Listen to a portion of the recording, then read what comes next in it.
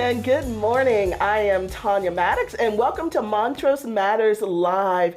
It is Friday morning in beautiful Montrose, Colorado. Does it get any better than this, Nina? It does not, no. I tell you, there is nothing better than seeing the San Juans this time of day. I know. I'm Beautiful. just, I'm in awe that I get to live here. So we've got a fun show for you today. I have Nina Anderson, and yes, we're going to talk employment, we're going to talk politics, and we're going to talk our amazing community. So just wait, you're in for a wild ride. And I promised Nina and our producer Drew that I was going to be on my best behavior today. So you guys hold me accountable. You get your questions ready. But before we get started, let's talk about some upcoming events. Drew, what do we have coming up? Oh, it looks like on May 27th, the Greater Montrose Chamber of Commerce is having its business after hours. And it is going to be from 5 to 7 p.m. So make sure that you come, have a couple of drinks, and meet some fantastic people and eat some great food. And that is next Thursday, May 27th. Oh, and it looks like on June 12th, Funk Fest is happening. It's been a year, Nina.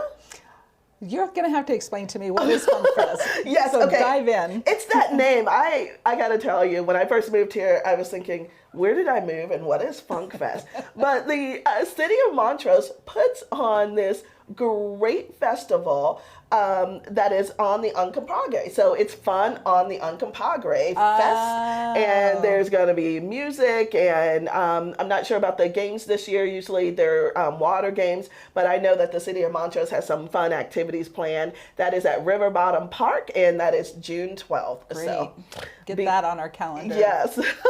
And then on June 17th, for those who like to network, there's a bunch of you business folks out there. Power Players is happening. We've got a great speaker on June 17th, and that is going to be at the Bridges upstairs in their banquet room. And then, Father's Day is coming up.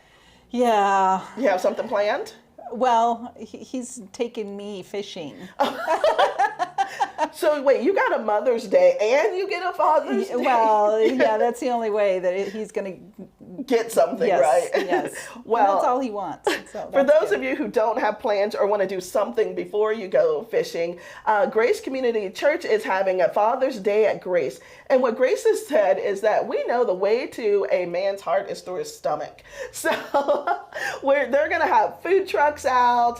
There's going to be music, and that'll be on Father's Day at Grace Community Church. So those are all the events that we have right now coming up. But if you want to see more events, go to events.ourtownmatters.net. And for those of you who like your event listed on the show, send us an email or go to ourtownmatters.net and fill out the information card. All right, we'll be right back.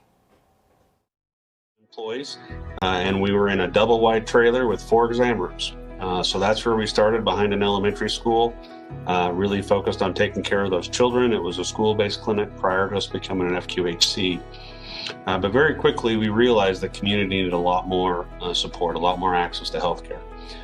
So in the last 8 years, we've grown to 3 different sites. We have 104 employees now, and we're taking care of about 6,600 unique patients a year. In Colorado, we're not afraid of rolling up our sleeves and doing what's right. To work hard today so we can enjoy tomorrow. So we can take pride in knowing we gave our best. So at the end of the day, we can all gather at the table and know we grew this together. That's why Alpine Bank is proud to call Colorado home. After all, everything we need is right here. You are Colorado, so are we. All right, welcome back. We are here with Nina Anderson. So Nina, employment is insane right now. I mean, I'm just going to jump right in because I don't understand it at all. Well, I think the governor gave us a bit of a reprieve by eliminating the extra $300 a week in unemployment. Right. And while I know that there was a time that people did need that extra help, right now, us employers need a lot of extra help, and that is truly getting people back to work. I know at Express Employment, We have over 50 job openings between Grand Junction and Montrose. Oh my goodness. And just trying to recruit people, and they all apply because they need to, right? You have to check that box on your unemployment. But it doesn't make financial sense for them to actually come back to work. And I know I've been there. I've been unemployed with 2 kids and saying, well, this is what I'm getting on unemployment. This is what it would cost me for daycare. Those 2 added together is what it takes for me to go back to work. Right. And I totally understand and appreciate that, but we have all kinds of employers from every industry calling us. We need help. So basically, you've dispelled the myth.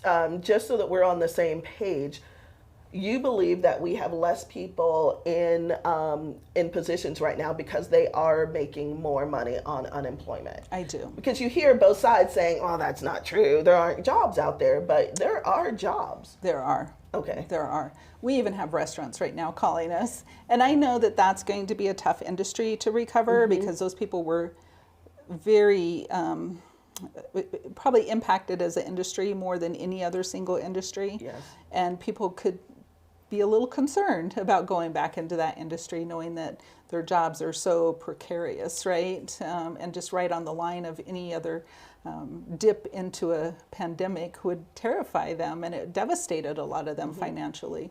So I understand that. But yes, there are plenty of jobs from construction and manufacturing and office services, even outside of restaurants. So what are people applying for now? What types of jobs?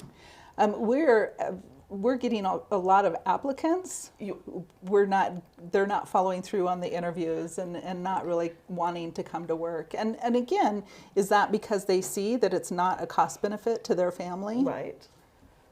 Well, there's no way to know. There's not. So this is, what's interesting is I find that the business owner, the restaurant that's been in business 20, 25 years, a printing company for 10 years, when they can't find staff to help them run their businesses, they make extreme decisions such as it's time to close. They do, or reduce hours. Okay. I mean, I was talking to a laundromat friend who really has become a friend over the years, who has been able to stay open from 7 a.m. to 10 p.m. He says, I'm going to go to 8:30 to 4:30. Wow. Because he can't find staff for the extended hours. And he can't continue to work the hours that he's been working through the pandemic either. Owners, that's the other part about business owners, small business, right? We have financial and margin creep, if you will, between all of the requirements that have been put on us and the increase now in unemployment because the employers are the one who carry that burden. Unfortunately, that is probably going to end up in a very negative situation across the nation.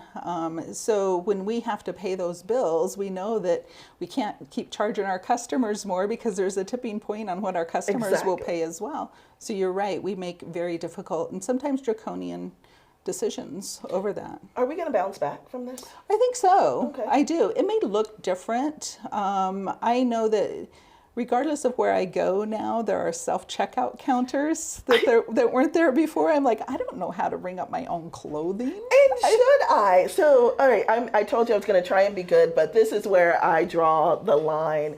So I have to check myself out. I have a cart of things, and I'm looking around for help. The scanner, doesn't work. I'm not getting a discount. The business is saving money on employees, which I'm not sure I like. But they're not. But are they really saving money? I don't know. Are they writing checks to a different place? I know that in January I got a notice that said, yes, we understand that your unemployment bill is going to go up, but we're not going to send that to you until April. And in April, I got a bill that was retroactive to January. Seriously? Right. So what do? I mean, of course, I don't have any cleaning staff. We stopped that at COVID, right? So I'm the chief toilet scrubber, right? In 2 offices. Right. So because we wanted to limit the visitors in our office, right? So how many things can you continue to cut and still maintain employees. Right. And so then it ends up impacting the front line of your business, whether it's hours or checkouts or. Exactly. And then and that will impact your customers and how they perceive you. And everyone needs to remember it's a trickle down effect. You know, we didn't get here overnight, and it's not going to change overnight, but we don't know what it might look like. Right. So help me. If we can figure this out together, you and I are going to be phenomenal. How do we get people back in the workforce? How do we encourage them to follow through, not just apply for the jobs, but, you know, to check something off a list, but to actually show up for interviews? I hear that's the new thing. You get ghosted. You do. Because again, they get their unemployment by simply applying, right? So I think our governor did make a step in the right direction. Okay. I know that there were 21 states that eliminated that extra pay. But what our governor said was, look, I'm not going to eliminate the extra pay. That's hard. You're getting it from the federals, right? That was a federal mandate. It didn't come from our governor. He said, what I am going to do, if you go to work between now and the end of this month, and we're over time, we're going to end up paying you an extra $1,600. Yes. But if you wait till June, it's going to diminish to $1,200. So get to work now. So the incentive to get them back to work, the extra funds while they're working, you believe is going to make a big difference? I think it will. Okay. I mean, again, you know, when it comes to your family and your financials at home, you make good decisions. I agree. You're a better person than I am. So you see the best in everyone. So let's say that there are those individuals out there who they are making family decisions. They don't have to put their children in daycare. They're saving on, you know, in these other areas. That there is legitimate concerns and needs for those people. If that is the case, then why are these people not showing up for interviews? So I understand that concept, but what I don't understand is the integrity or the lack of integrity and the lack of the work ethic and follow through that we're finding as a community. And how do we change that? Yeah. And I know these are big questions. You're right. If we solve that, we're the heroes. And we can, yeah. But I feel as if we need to encourage people to get back to work, to encourage them to be those people that they, they were before, to come in, to work hard, to be honest, and so forth. To some degree. And I think the other part of it is that we as employers can't undermine their enthusiasm either. Yes. I think there are a few. And again, I don't want to make a 100% statement for, you know, the 10% of bad behaviors out there, but there are a few that people show up and I'm like, why am I here? Why do people come here every day when I have choices to go to somewhere else? So, you know, it's the little things. I took a big pack of nuts, the mixed nuts from Sam's Club. Of course, took it home, washed my counters, washed my hands, did all the food prep thing, put them into little teeny containers, and just set them in the break room. And my staff was so excited. It was a $10 investment, but they were like, wow, you know, it wasn't donuts. It was something that was kind of healthy, and it was protein that give you carry through the end of the day. Yes. And I'm going to have to go buy more nuts. And who would have thought it was nuts that would make a difference? Right. And then just making sure, you know, I got a new Apple Watch and I didn't wear it because I didn't want it buzzing while we were talking. But feel free to leave it here, by the way. Yeah. It buzzed the other day that, you know, I needed to breathe and I needed to get up and walk. And I was sharing with my staff, I should pay more attention to that because I felt myself being less and less productive. So if you feel it in yourself, you know your staff feels that way too. That's true. And so if you can help them by just those little things that you care about them as humans, makes it a better workplace for them too. You know, Nina, I think you're right, but you knew that anyway, right? Well, I've been on the other side, right? I haven't always been the leader. So that is true. I lost a employee earlier in the year that needed more money. And completely understand that, you know, family dynamics change. And she was able to get, I think, almost $4 or $5 more an hour by going to this other company. I was sad. I encouraged it. And what I found, I have this employee back now, yes. Right. And what I found was the environment that we offered at Our Town Matters was more conducive to her and her personality. And we met in between on the income. And so as a small business, what you have to remember is sometimes it's not just the dollars. Right. It is not just their paycheck. It's the environment. Right. And so now I'm going to go out and buy nuts. Yeah.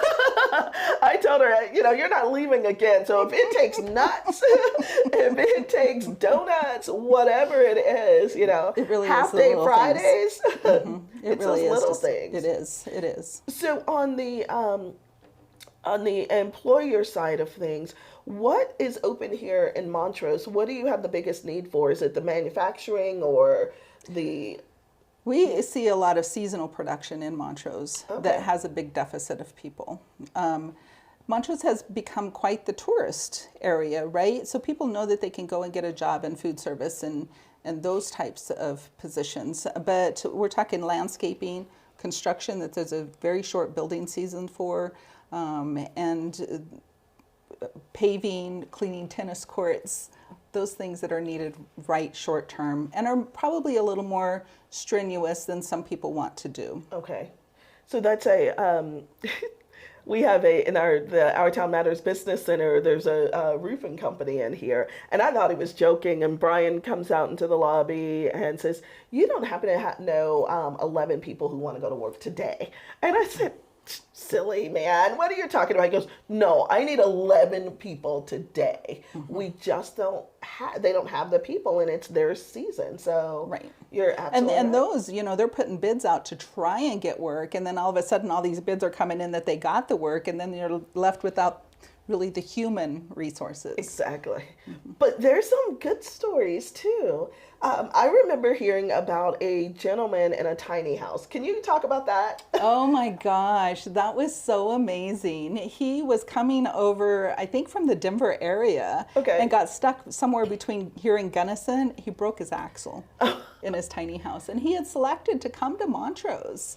So he's sitting at our office truly at 8:30 when we opened and said, "I need a job. I have to get my axle fixed so I can get my house to Montrose." Right. We had him working and had him on assignment by 9:30 that day. Same day. Same day.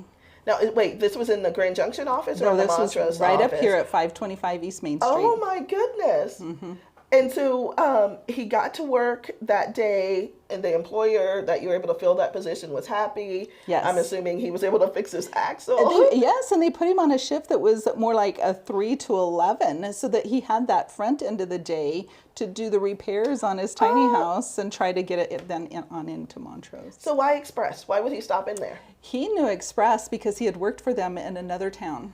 Really? The beauty of franchising.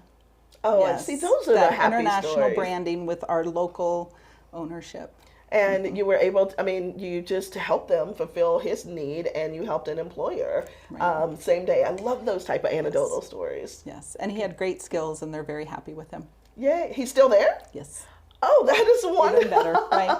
See, you just never know what you're going to find. Yes. Well, listen, we're going to take a quick commercial break. And then when we come back, Nina made an announcement a couple of months ago, or gosh, 2 months ago now. And we're going to talk about her run for House District 55. Do you imagine taking your business to the next level? You can stop imagining. We can help make it a reality. Helping businesses elevate their brand is our business. Contact Our Town Matters today for a free marketing evaluation and consultation. Call 970-765-0913 or visit ourtownmatters.net.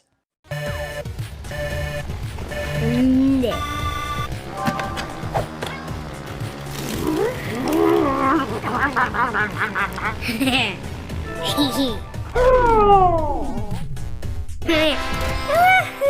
Believe it, just like Gigfoot, Zero Lag Gaming does exist. The real myth now? Slow internet made you lose. So step up your game with Elevate Internet today.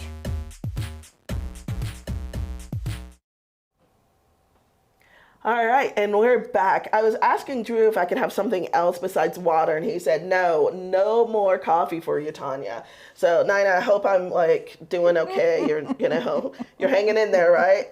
I am. This has been a fun time. Oh, Thank good. you Well, so you're much. so full of information, your knowledge, and what I failed to do was ask you to give us a background on Nina Anderson and just all the time that you've spent in the HR realm. So give us a little.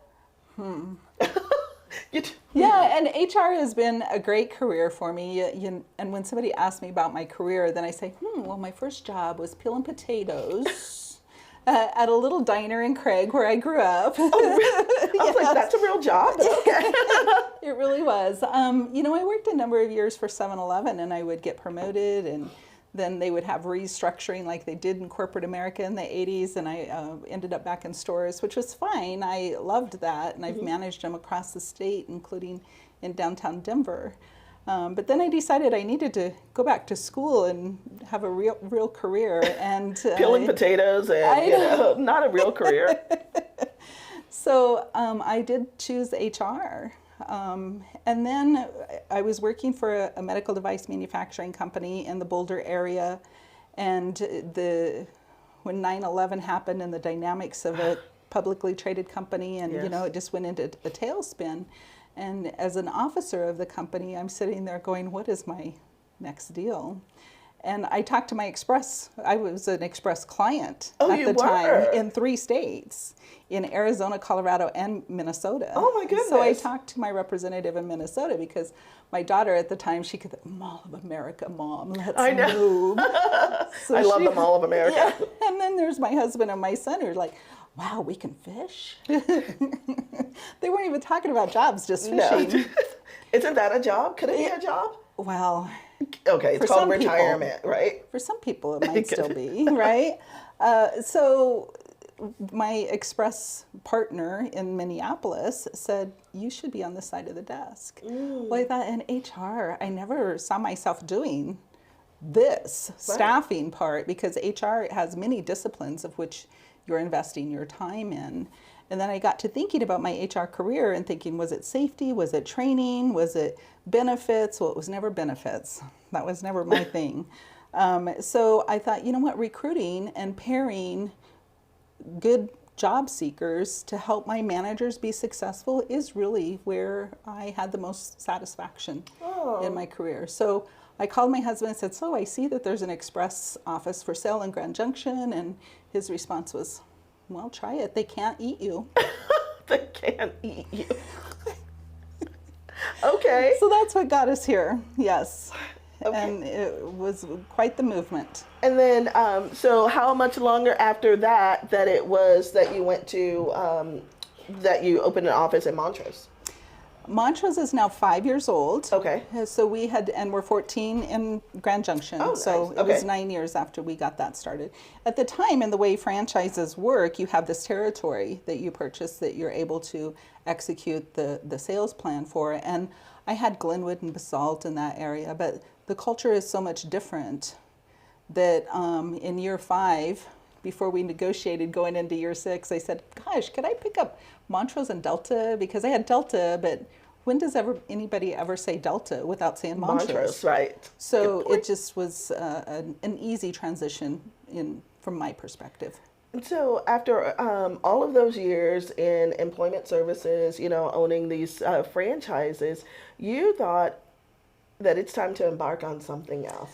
Well, what I really thought when I was doing my SWOT analysis of my own business. Of course you did. She did a SWOT analysis. Well, whether small businesses do it, you just don't always quantify it as that, right? Mm-hmm. But I'm sitting there thinking about the strengths and weaknesses, opportunities and threats of my business, and talking over wings with my husband, who's my financial and business counselor. Now that he was right, they didn't eat me. So when I'm talking to him and I'm telling him about all this legislation that is coming at us, and especially from an employment law perspective, and I said, it is becoming so overwhelming for me. I don't know how my clients are navigating this. I said, so this next session in 2021, I said, I'm just going to go stay with your aunt in Thornton and I'm just going to be down at the legislation Oh, interesting. every day. Okay. And he said, well, that's all fine and good, but why don't you just run for office so you can get a little bit of pay out of it? And I thought, you know what, why don't I? Because I really thought that it was the businesses that they weren't hearing from. And when you can testify 2 to 3 minutes per bill, I don't think you're really getting across what the unintended consequences are of some of the legislation. And while in my heart of hearts, like you said, I always try to see the best of it. In my heart of hearts, I think they have good intentions. But I think we're failing right now to see that there's a tipping point for businesses too. As Most you definitely. spoke earlier, when do you decide to just close the doors and hang it up? And I want to try to preserve that. You know, we have a tough balance in rural Colorado. We definitely do. And that's, you said two things that just ring true. One is we do have a tough balance in rural Colorado, but unintended consequences, that's, I don't know why it just hit me. I believe that in the legislature and these politicians, I have to believe that their intentions are good and that they're looking out for the greater good. But it is those unintended consequences, the collateral damage. Yes. And how do you see past what your true intentions are? Unless someone from the outside or who's close enough to it can, bring that to light. Right. And we all come with our different shade of glasses, right? Whether it's rose-colored or not. Mine are rose-colored. Yeah. I'm okay with being Pollyanna. But regardless of that, we all come with our different perspective on things. And I was listening to somebody the other day who had a very tough upbringing. And she was talking about how the system had failed her. But then I look at other great stories, such as Liz Murray, and I don't know if you know her story. She has been a national story about the homeless to Harvard. Okay. And she said that the catalyst that changed her life was one individual. One individual in her neighborhood that every day would ask her, how's your homework? And regardless of how tough it was and how bad of a life it was and the circumstances she was in, she didn't look to the system. So how do we portray those stories in our 2-minute testimonies? It's very difficult. You really need to sit down with somebody and have coffee with them. Right. And say, I understand. I really do. And empathize. And so tell me about what you're hoping to achieve then. So let's fast forward and say you're winning. You're going to win this race. What will success look like for you? That we get heard a little more. Okay. That our constituents get more than 2 minutes. That maybe in this wonderful Zoom world, which has been great for rural Colorado, honestly, when were you ever able to drive to Denver for meetings and every day of the week and not still run your business in rural Colorado? True. So I think that has really been a blessing. And so how do we further capitalize on that and maximize that exposure? Maybe you have Zoom coffees with your colleagues in Denver while you're talking to a constituent that has real world examples of how those unintended consequences of this legislation is going to impact their business and their life. That's good to know. So I'm gonna tell you something which you may or may not be aware of. You are one of those individuals who you put your money where your mouth is. You put your actions where your heart is. That's what I've learned with my interactions with you over the last few years. And you respect and want to help small businesses. That just continues to ring true. So did you know that when the Greater Montrose Chamber of Commerce launched and opened up, that you were member number 1? Yes. The very first member of the Greater Montrose Chamber of Commerce. And that says a lot about you. So what advice, as we close out, what advice would you give to small business owners on anything from staffing to, knowing what's happening in your legislature? What is it that you want to say? So I would implore us as small businesses to talk to each other. We do business with the people we know and trust. That's a good point. I'm an open book. I'll talk to anybody about employment law and about staffing and resources that we have. And a lot of the resources that we have at Express are, thank goodness, they're free to a lot of our job seekers and our employers. But even above and beyond that, I don't profess to be the end all for any employer. And I don't expect that I'm going to be able to do business with all of them either, but just to collaborate and get together and understand each other so that we can make referrals if it works for the people we're talking to, which is why the chamber is so, so important. And those collaborations and those relationships that I've made in chambers, whether it's in Montrose or in Grand Junction or wherever, have been life-changing. And I don't do business with all those people I know through those chambers, Right. but they have become trusted partners. And that's what small businesses really need, are people that they can trust and they can call in a jam and they can lean on each other. I love that. Well, Nina Anderson, thank you so much for being a Absolutely. trusted partner right here in Montrose. And if you win, you're going to be a trusted partner throughout the state of Colorado. Thank you, Tanya. You're very welcome. This has been Montrose Matters. Hope you had a good time. We will be back next week.